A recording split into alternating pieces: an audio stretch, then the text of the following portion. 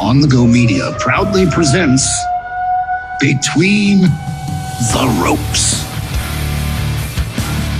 with your hosts, Colt Powers and Hunter Dietz.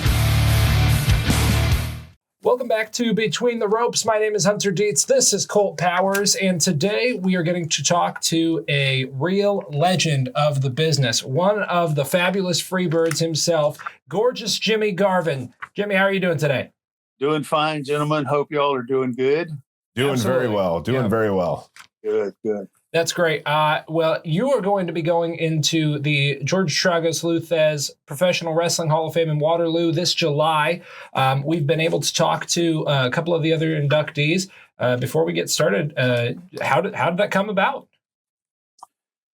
I got an email, I think maybe from Gerald Brisco, and he was the one that enlightened me on what was happening. Yeah. I was actually quite surprised, but yeah. That's how I found out. Okay. That's great. I mean, we've heard a couple of different stories of how people have been told. We talked to Ken Resnick last week, and Medusa called him, and he wasn't expecting it either. So I'm sure that's just an exciting call to get that you're going into the Hall of Fame. Oh, absolutely. It's indeed an honor, and it's a wonderful feeling to know. That there's organizations like that and stuff that, you know, they pay attention to things like that. Absolutely. Yeah, absolutely. So starting off, I was doing some research on your background, and I just I had never heard this before, but the first name that you went under in your professional wrestling career was Bo James. Yeah, that was one of them. I don't know if it was the first one, but it was. Yeah, that was with Ray Stevens and that time in Florida. Okay. All right. How long did you use that name for? Not very long, maybe a year. Okay. Okay. No, okay. Not very long. All right. And Bo James never went on to win any tag team titles or anything. That was all Jimmy Garvin. Yeah, because that character was a manager for Ray Stevens. Oh, sure. Okay. All right. But yeah, and it lasted about as long as Ray was there, and then he left, and I went somewhere else. Yeah. Sure. Never did. It wasn't a big thing. Yeah. Oh well. I mean, as your career starts to go on, you're managing Terry and Ron Garvin, and am I correct to say these are your kayfabe brothers, but you're actually related to Ron Garvin? Well, yeah, he was. He married my mom. He was my stepfather. I lost my dad when I was 12, so he was my stepfather for a short time. Oh, okay, all right, yeah. I mean, what was it like getting to work with Terry and Ron? I mean, we've heard good things certainly about Ron. We don't hear as much about Terry, but just tell me about the Garvin family.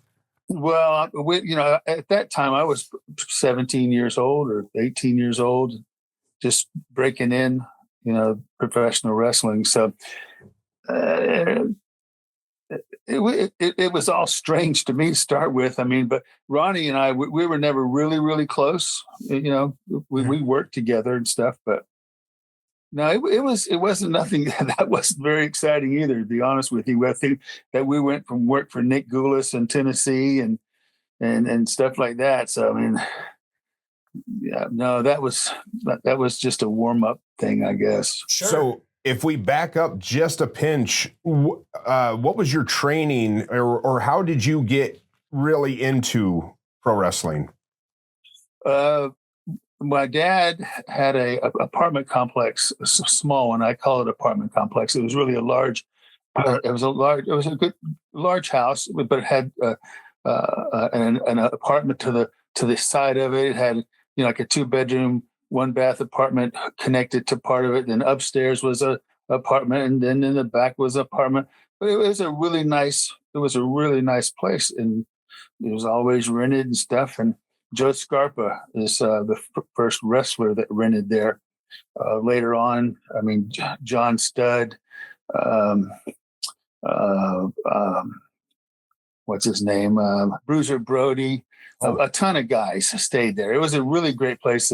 They loved it because it was private. It was nice. Had a swimming pool. It was very nice. But at that time, 9 years old, Joe Scarpa took me down to 106 North Albany, which is the Florida office location, and asked me if I wanted to come down there and watch a taping. So I said, yeah. Make a long story short, I went down there, and afterwards they had an amateur program where the young kids could, and Coach John Heath was in charge of that.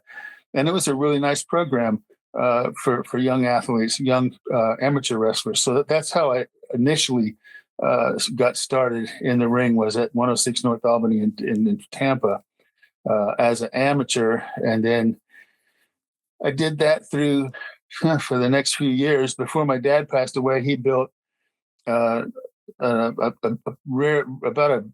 pretty large, we call it a shed, and it built a ring underneath it where I could train.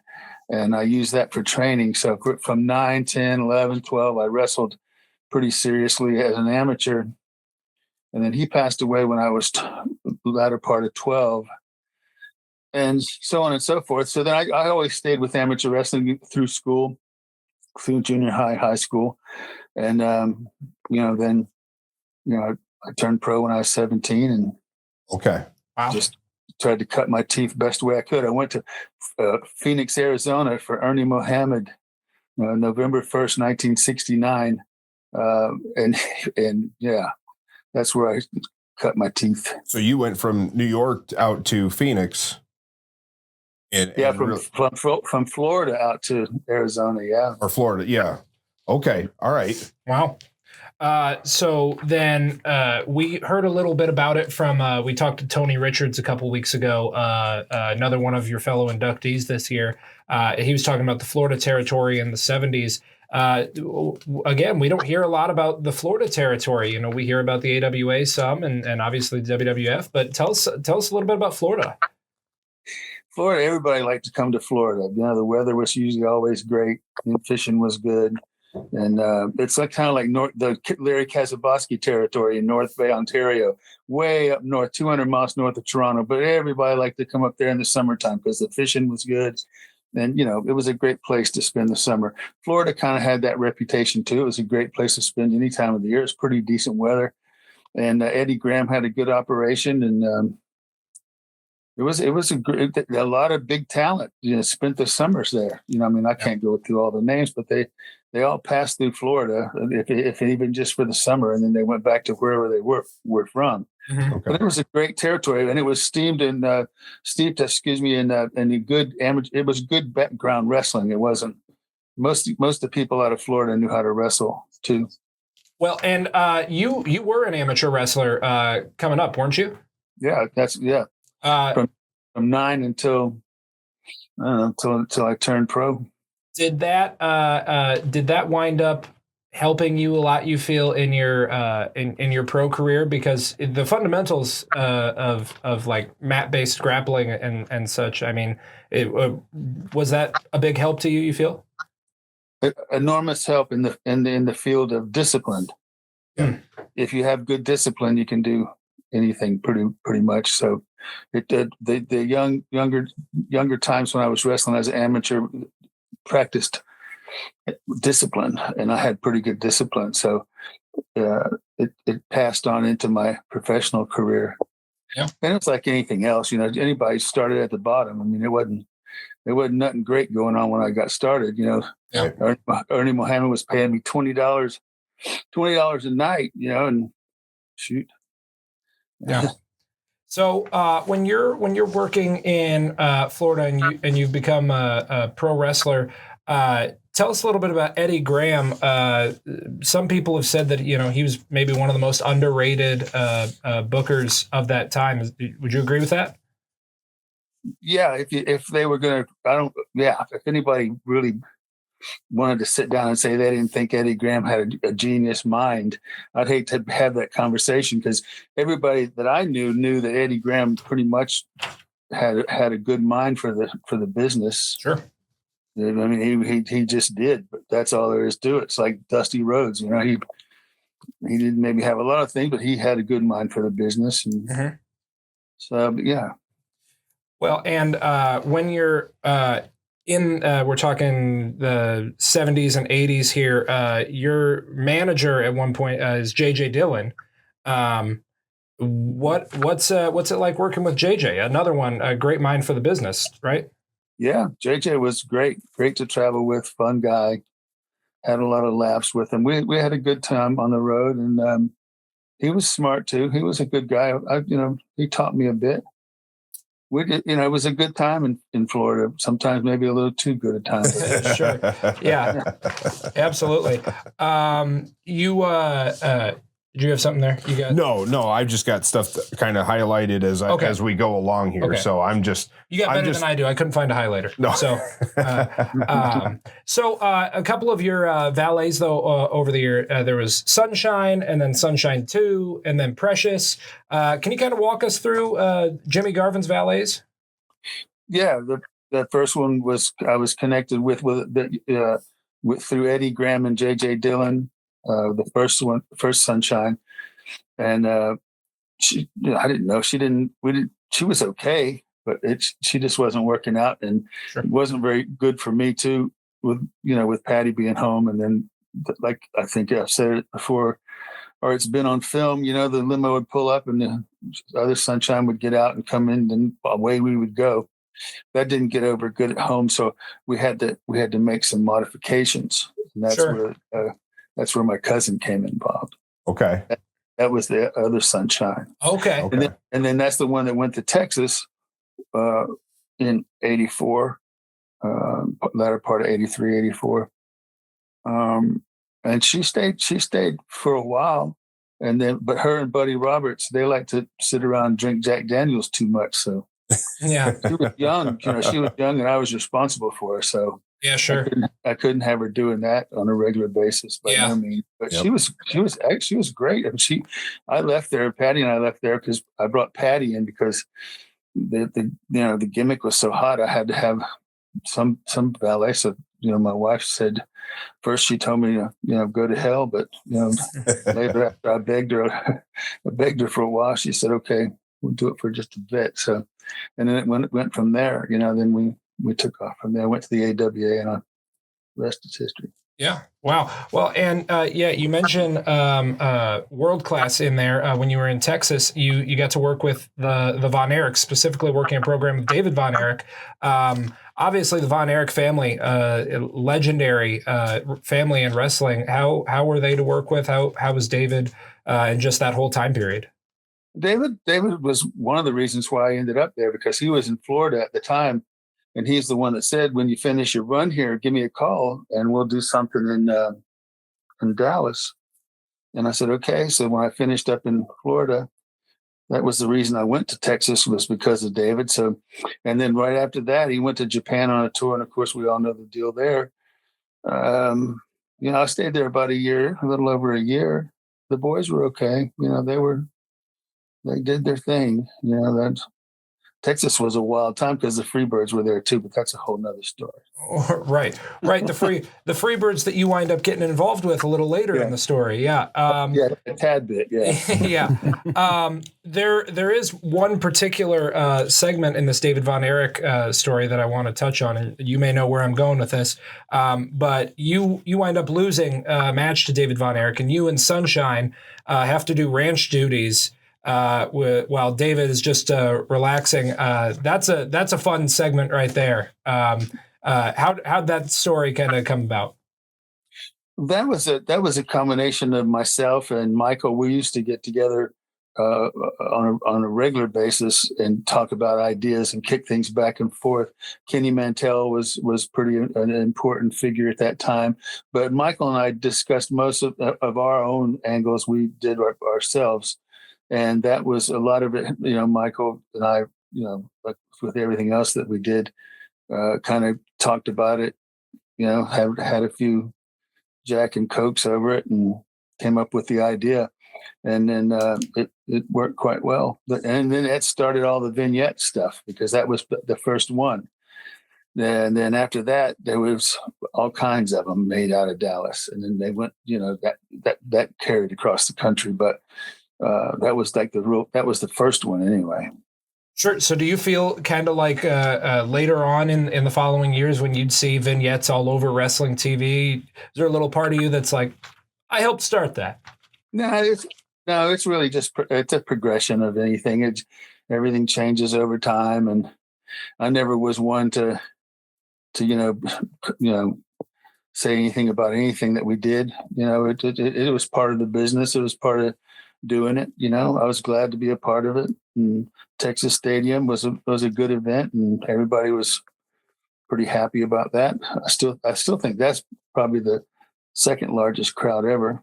It was the largest at the time, but then of course it's been beat. Sure. The stadiums and stuff got bigger, and again, that just a matter of teamwork, a bunch of guys doing the right thing at the right time. Drew a hell of a house. Yeah, absolutely.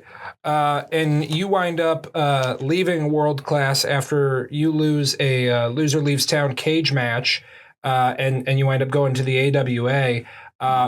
Behind the scenes, what's going on? Was it just kind of time to move on, or what drew you to the AWA? No, it was time to. We run the program because the blow off was Patty and I and Sunshine and Chris in the tag match at Texas Stadium May the 6th. Yeah. And after that, like I said, Michael and I wrote our stuff, so it was time for me to move on. There was no hanging around. AWA was waiting, and we were ready to go. Sure. So it was like the blow off. It was like, what do you do? After that, we didn't need to hang around. We could go draw money anywhere at that time, actually. Absolutely. Was there a big style change? We've heard there's a big style change, between all the different territories, but you're going from rough and rowdy Texas to maybe a completely different atmosphere in the AWA, or does that not affect you because your character is so specific to what your character is? Yeah, it doesn't affect. In fact, if it's different there, that's even better. Yeah, perfect. It's even better. Yeah. No, it didn't enter my mind. It wasn't part of the thought process. Mm-hmm. Okay. Sure. Excuse me for jumping around with my. No, you're all right. You're good. My iPad. So, we're kind of jumping around a little bit here, but I was kind of curious. I think I was watching an interview you had not too long ago. Well, I was watching the interview. I don't know when you had it, but I think you were talking about one of the most important or one of your most memorable matches, or at least opponents you've had, was Chris Adams, and you were talking about how you felt like that was a big point in your career. Is what can you tell us about Chris Adams? Chris was good, and I felt comfortable working with him. It was a very natural thing.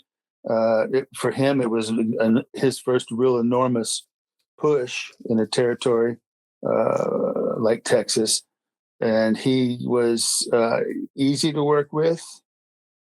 He was an athletic individual anyway, with the karate and stuff like that.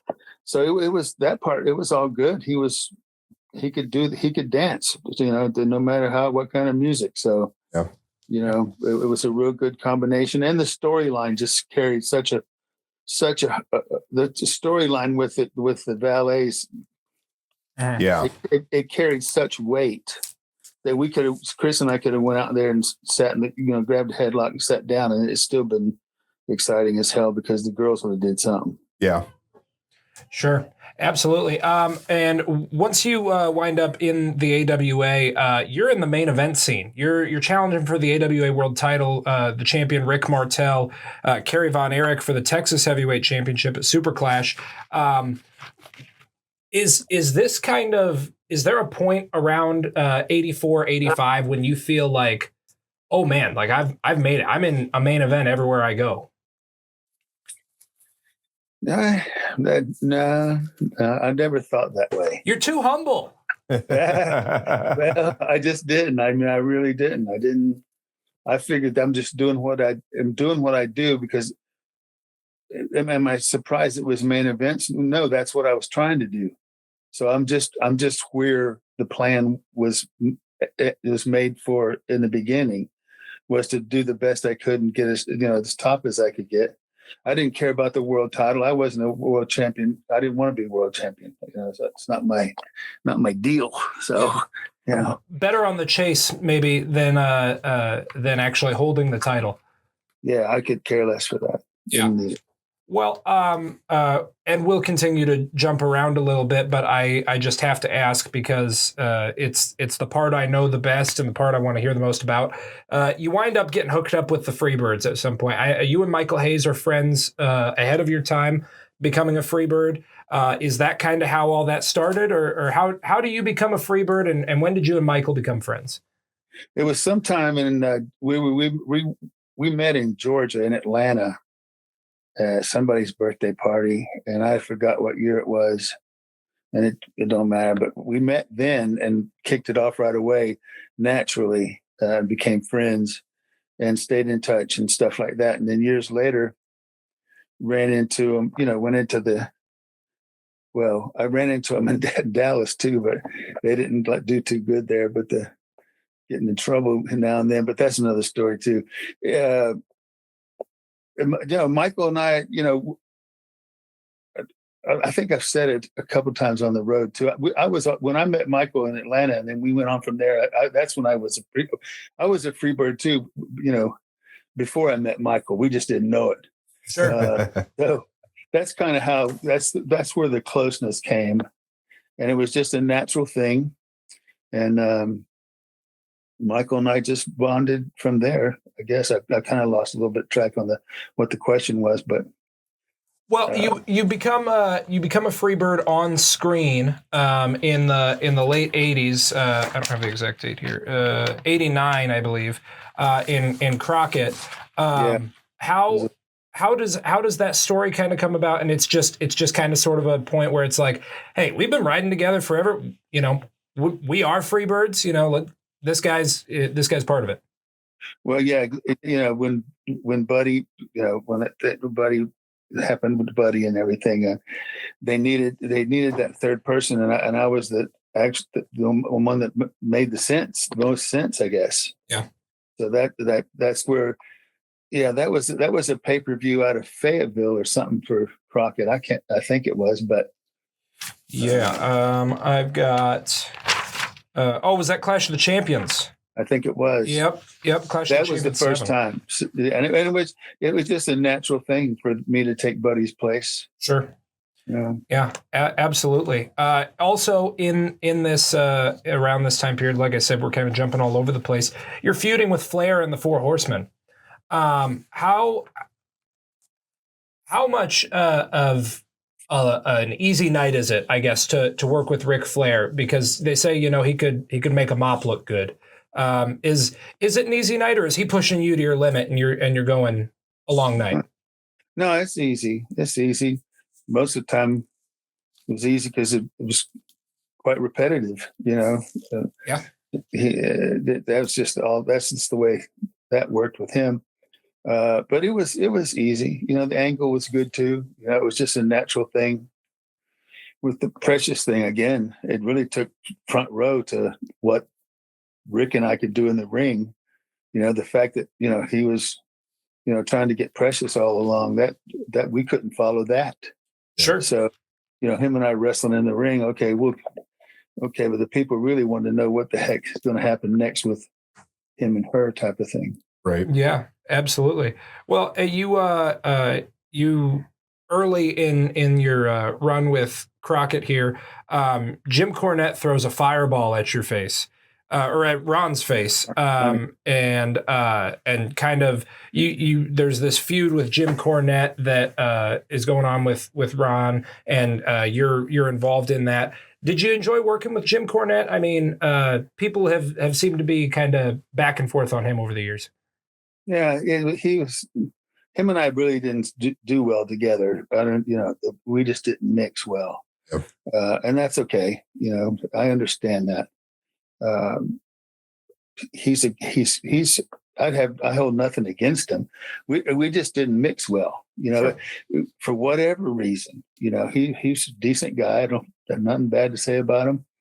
except our characters just didn't. And it could have been that time too, because I was on a short fuse anyway, at that time. So I don't know. I didn't really get along with them that well, but I didn't go out of my way to get along with them either. Okay. Yeah. Sure. Well, and you're working with all sorts of teams around this time, the Midnight Express, the Road Warriors a little bit earlier in the AWA. Did you have maybe a favorite tag team to work with, or was there just someone that you just had synergy with? We had great matches with the, what was the two? It wasn't the Steiners, by the way. I think don't forget to mention them because they were interesting to work with as well. Yeah. What was that? What was the boys? Ah, darn it! I can't think of their names right now. It was one of the Armstrongs. And sure. And I can't Brad remember. Armstrong, and you were also in a feud with Magnum TA around that time. Yeah, Magnum. I can't remember the other guy's name, but yeah, almost every so many that you'll have to tell me how many people I feuded with. Well, I mean, yeah, you were the guy to pick a fight with. It seemed like in '86. You start a feud with Wahoo McDaniel, and you're calling him Yahoo. That's good stuff. Series of Indian strap matches with Wahoo. Mm-hmm. Did you enjoy working with Wahoo around that time too? Yeah, he was great. Yeah. He was great. Yeah, he was good. Wahoo was a good hand. Yeah, absolutely. I mean, he was already kind of a legend by this point, right? I mean, absolutely. Yeah, because he had been a big star throughout the 70s as well. I mentioned Magnum TA. You were in the middle of a feud with Magnum when he had the car wreck.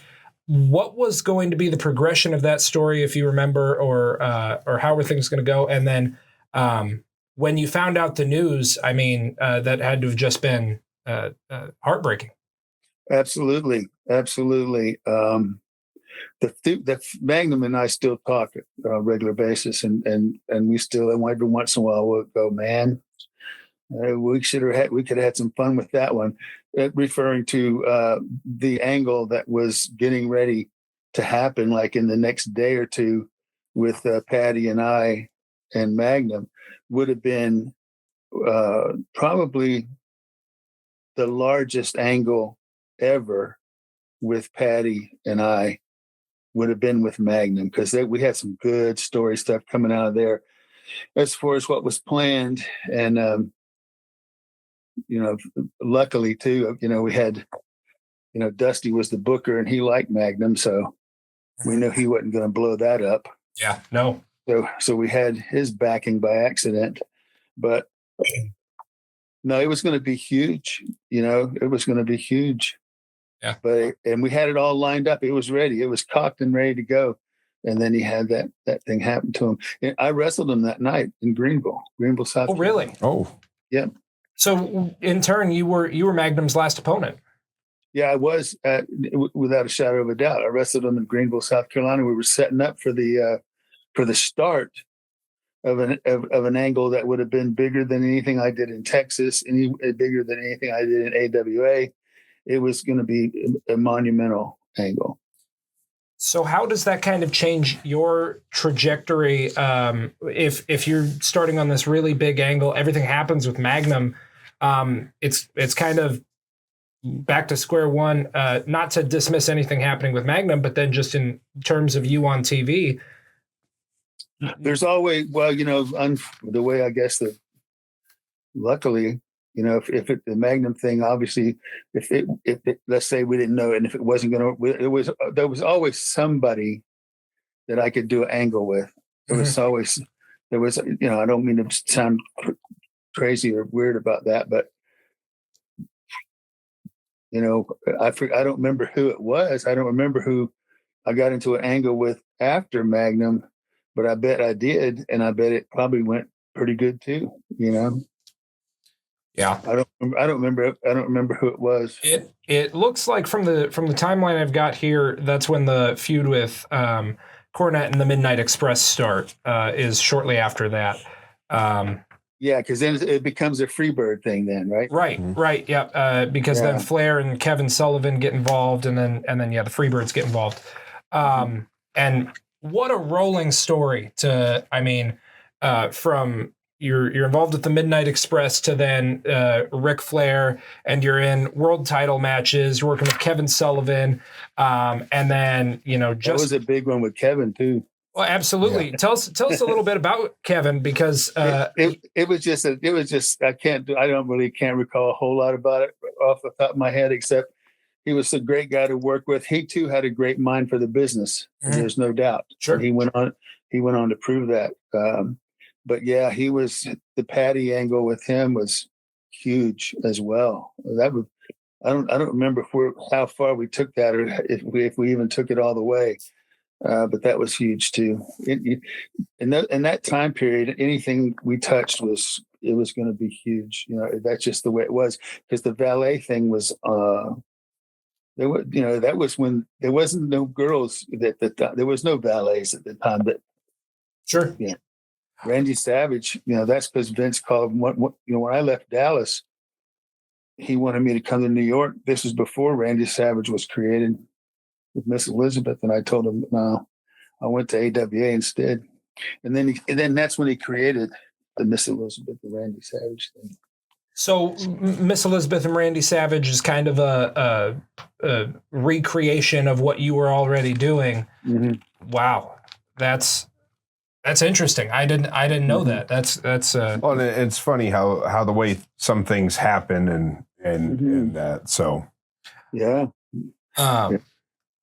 Let me break my continuity here, and people who watch the show will notice I'm looking at my notes more often than I normally do, and that's because there's so much in your career.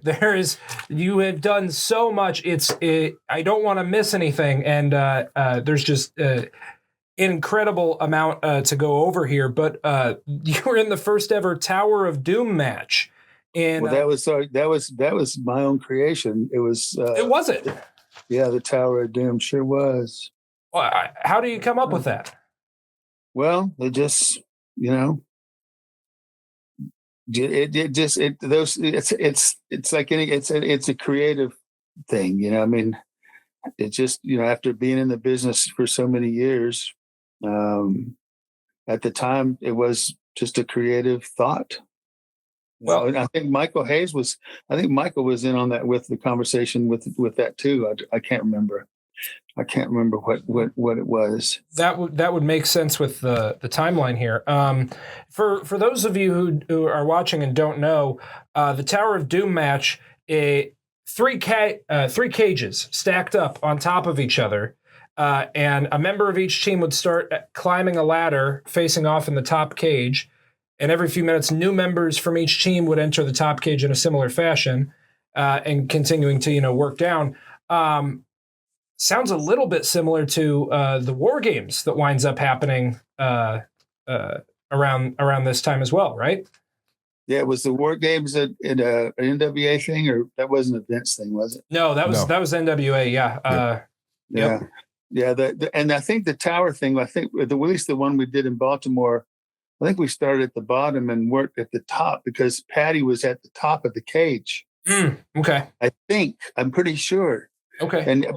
But again, I could be really wrong too. But I think they had Patty at the top of the cage, and it was a fight to get to the top and get. That makes sense. Something like that. Yeah, that makes sense. It was really good though. whatever it ended up being. Sure. Yeah. And I mean that makes a lot of sense too. You wind up working with the Fabulous Freebirds on television, like you said, Clash of the Champions 7. You win the World Tag Team titles with Michael Hayes, and you're officially on screen a Freebird. And around that time, you're also working with the Dynamic Dudes, the Midnight Express, and the Steiner brothers. You mentioned the Steiner brothers earlier. They were an interesting team to work with. Yes. Oh. actually, hell yes. Yeah. Yes. So, what makes working with the Steiners different from working with your average tag team? Well, number one is you want to make sure that they like you, and they really liked Michael and I, and we were happy about that. Good. Yeah. We love working with them because they're snug, they're just stiff.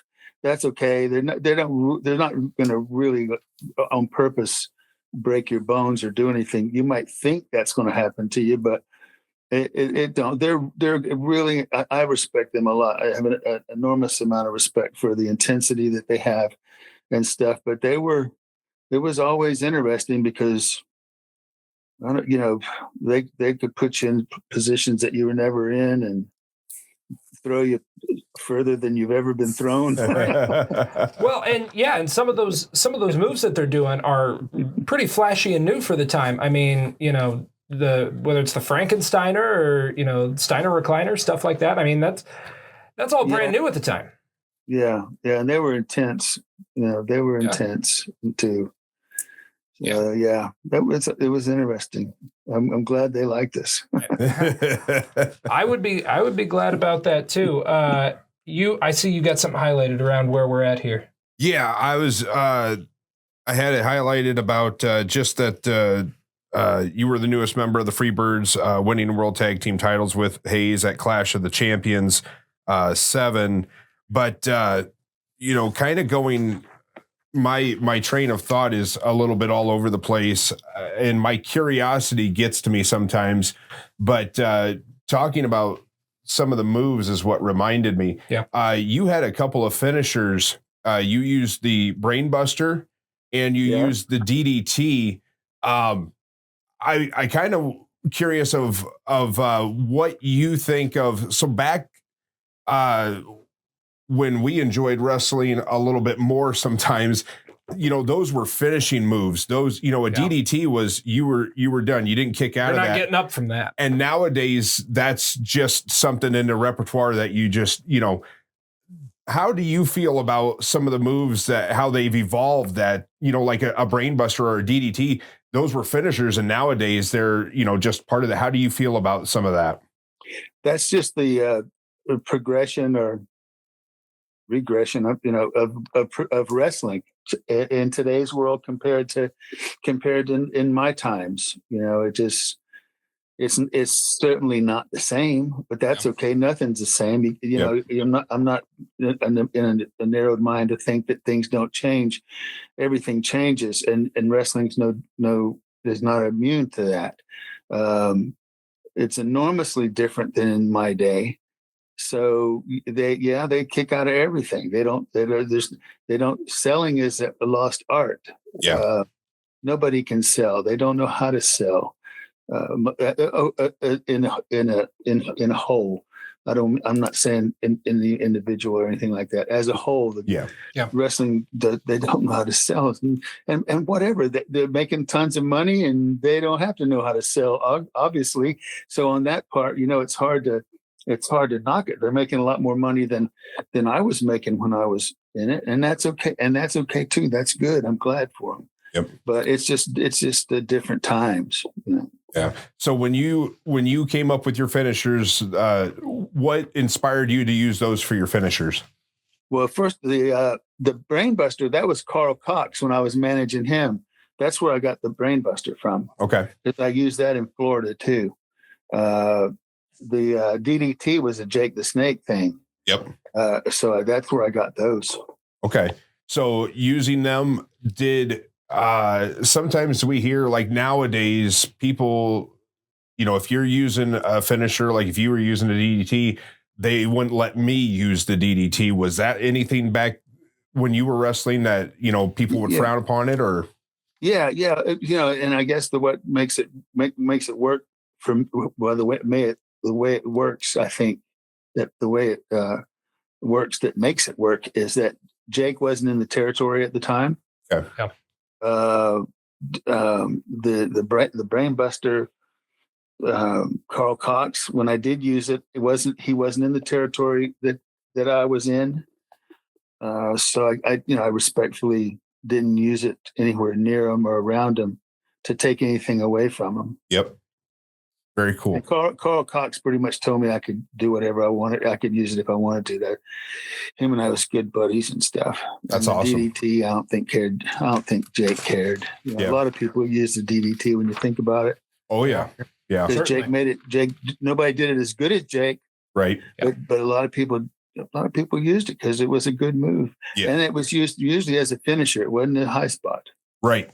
Like today, it's nobody sells nothing. You look at a match today and holy smokes. Oh yeah. Yeah.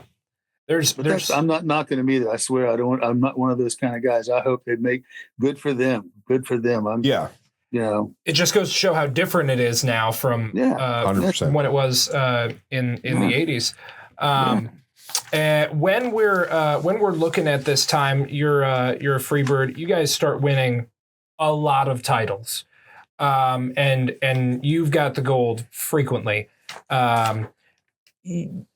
Becoming tag team champions with Michael Hayes obviously kind of cements you as a legitimate one of the new Freebirds in the fans' eyes, I feel like. And then also you get new managers in 1991, Big Daddy Dink and Diamond Dallas Page.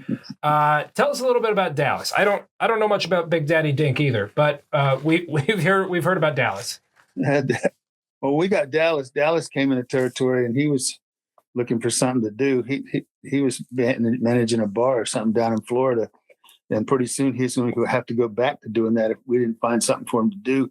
We, meaning the boys or the territory or whatever. Somehow we ended up with him. And I'm sorry for him for that because he wasn't ready for traveling on the road with the Birds, but he did. And he probably still lays awake at night sometimes. Sorry about that. But, he needed a job. And I guess, they put him with us and we give him stuff to do. He wasn't with us a long time, but he was with us a while. And Humperdinck too, same thing. They needed somebody to, they needed something for Humperdinck to do. And he was a great guy too. Because it wasn't like Michael and I, usually if you have a manager or something, it's because you're not that good on the mic or something. But that was not the case with you guys. Michael and I didn't have any trouble talking.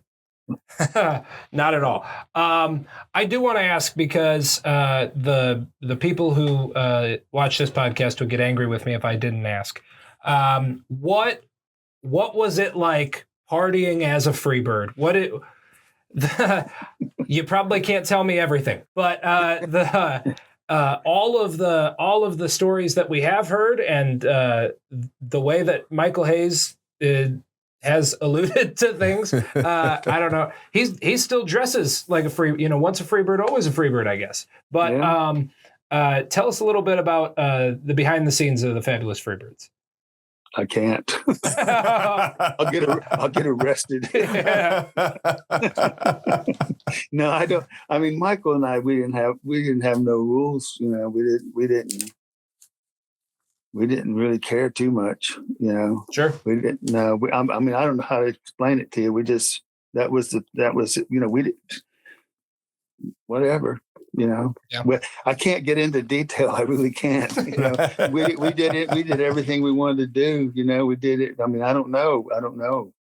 I can't. How do I? I mean, what didn't we do? I guess I don't know. That might be a shorter list. That might be a shorter list. Yeah. What didn't you do? Yeah. I mean, I would. If we were sitting down with a couple. I don't drink, but I'd have a beer, a glass of wine with you or something. But we could probably do something then. But for me to.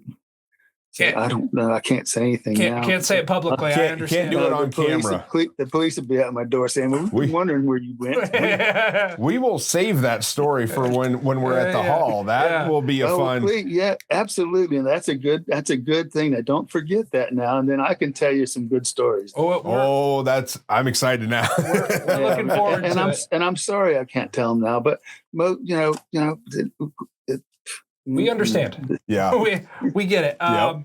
After your time in WCW, though, you receive a tryout with the World Wrestling Federation. You mentioned that Vince had been looking for you earlier in your career, and you turned him down. What made this the right time to leave WCW and go to take up Vince on his offer? Well, WCW was doing things, I think Turner was getting ready to come on board, if not already, and bought into it. So there were some big changes happening. We weren't in their plan with when that was doing the transition was going on. Yep. So and that was fine. I just take a break, and word got out, that I wasn't going to be doing anything down there. And then I went up. Then Vince got a hold of me, so I thought, well, let me go. I'll go take a look, whatever, and I went up there. But no, I'm not a WWE guy, Yeah. Well, I think that's clear by how short of a time you spent there. Clearly, one way or another, something didn't work out. You do make a prediction for Survivor Series 1992 that every heel on the card wins. No baby faces are going over at Survivor Series, according to Jimmy Garvin. And there's also this really strange thing, again, personal interest I have to ask you about. Maybe you don't have the answer. I believe it's during that same promo where you predict all the heels to win. You say, "Are you ready for the Survivor Series?" And that is used for the WrestleMania theme song a year later. What's up with that? That wasn't planned. That they just did that. I didn't. Well, you're not even with the company by the time they use it. No, I know. It must have been good. Yeah. I've never heard it, Yeah. It's interesting because the song is called WrestleMania. It's a theme song all about WrestleMania. They're singing about WrestleMania, but you kick it off. Are you ready for the Survivor Series? Yeah. What? What are we talking about here? Yeah. So that's I don't know. I'm glad it made a hit, I guess. It did. But you take a hiatus from pro wrestling after this, and you go on to become a commercial airline pilot. That feels like a big change. How does that come about? Well, I can tell you pretty good about that one. When I broke in at 17, and when I was in Arizona, I was starving to death. But later on, a couple of years from there, when I was in Oklahoma and stuff, I had a little extra money in my pocket. So I loved flying. So I would go on the weekends and take flying lessons. And I just loved flying. I just took everywhere I'd go, whatever territory I was in there for years to come, I would go take flying lessons and get my ratings. So to make a long story short, when I was about 26, I said, when I turn 40, I'm going to retire because I'm not going to be hanging around, like other people do. I'm going to be gone 40. So about 3 or 4 years before my 40th birthday, I had every rating I could get. I had multi-engine instructor, everything. So I bought a Cessna 401. It's really nice. It was a nice airplane. Had a little bar in the back. So, when Ricky Morton and them wanted to have a little drink, they could. And it'd carry 7 guys, had a bathroom and all that stuff. And I flew that thing around, for the Great American Bashes. When we'd go on tour for a week, we'd go around the whole country.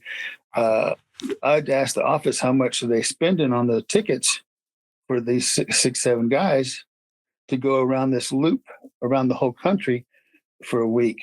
And they would tell me, and then I would undercut it a bit.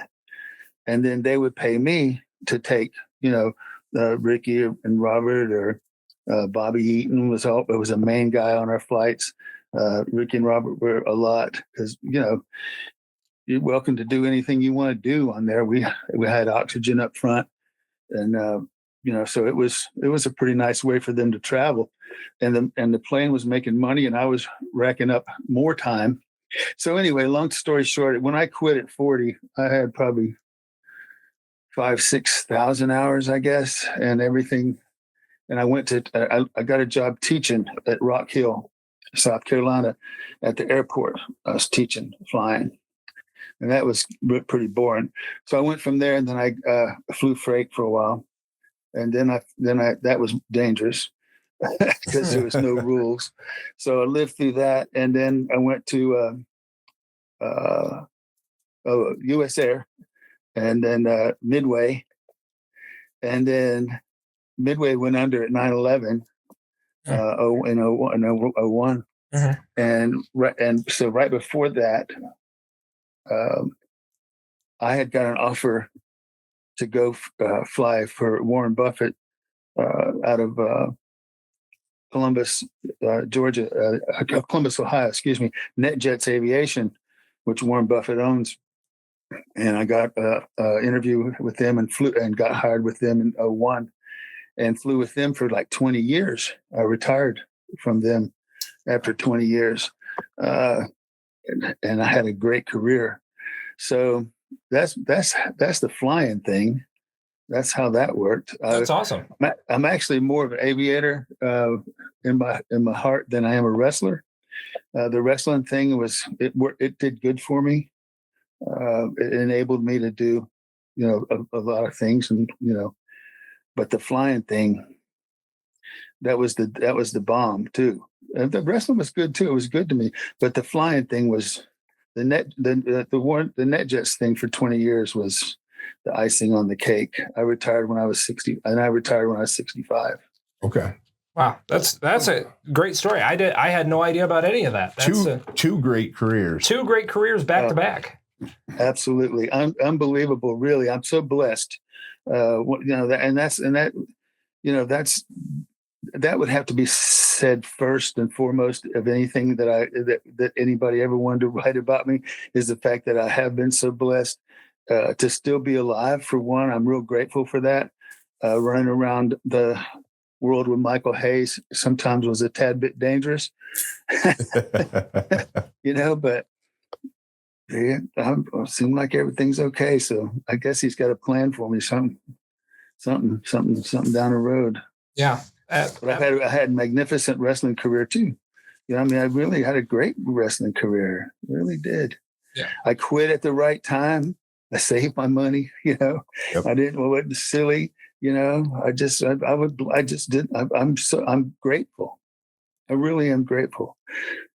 I can't say it enough. In fact, when you guys see me and I have my 11 minutes to speak to anybody when I'm in Iowa, I'm a grateful man. Yeah. That's so great to hear. I mean, you hear so many negative stories about what happens after wrestling. It's great to hear that you have been so blessed and have had all those opportunities after your wrestling career. But I do have to ask, do you ever still get the itch? Do you ever see a wrestling ring and there's a little bit of No. And if I itched, I would just have the doctor cut it off because I ain't scratching that no more. And I've been with my wife for 50. In June, it'll be 57 years. Oh wow, that's fantastic! Wow, that's great. That is awesome. What is the secret to a happy marriage? Man, there's a lot to that now. I don't know. We don't have time. That's another glass of wine. Yeah. Certainly. To wrap us up here and kind of come all the way back around, like I said, we're talking about the Hall of Fame, July 9th through 11th. It's going to be a huge weekend in Waterloo, and you're going to be there. Obviously, it's going to be a great time for everyone involved. But I have to ask, what are you most excited for other than your induction that weekend? Are there any of the other events happening that you're looking forward to? Maybe the softball game or any of it? Well, I know they're having the softball game, I guess, on Saturday, right? That's right. Saturday morning. So that'll be good, fun, fresh air event to play around with and meet a lot of people and enjoy. I'll enjoy that. Sure. I'm going to enjoy myself, even everywhere, at the dinner, everywhere, because I'm happy to be alive, and I'm real happy to be inducted into their Hall of Fame. And I'm just excited to see everybody and let them know how much I appreciate being able to do what I did when I wrestled. It was just that was my art, I guess, at that time. And I've just been so fortunate. I can't say it enough. Fabulous career, and my flying career was really good too. I flew Bruce Springsteen. I flew, like, the list goes on and on and on. But just to give you an idea, Really? yeah, because they all had NetJets accounts. Warren Buffett, who owned it, NetJets is the largest fractional carrier in the world, and we fly all over the world. I don't even know, 43 different countries or something stupid like that. Oh, wow. So, look, if you get a chance, just Google NetJets. It's an incredible organization, But Warren Buffett owns it, so what do you expect? Well, right, yeah. No problem with payday when it comes to Warren Buffett. No. No, that's great, and to hear all that, and what a way to cap off an amazing career with the Hall of Fame weekend, July 9th through 11th in Waterloo. I want to thank the fabulous Freebird himself, gorgeous Jimmy Garvin, for joining us today. Thank you so much, Jimmy. We really appreciate it. My pleasure. And with that, we'll wrap up. For gorgeous Jimmy Garvin and Colt Powers, I have been Hunter Dietz, and this has been Between the Ropes, an On the Go Media podcast production.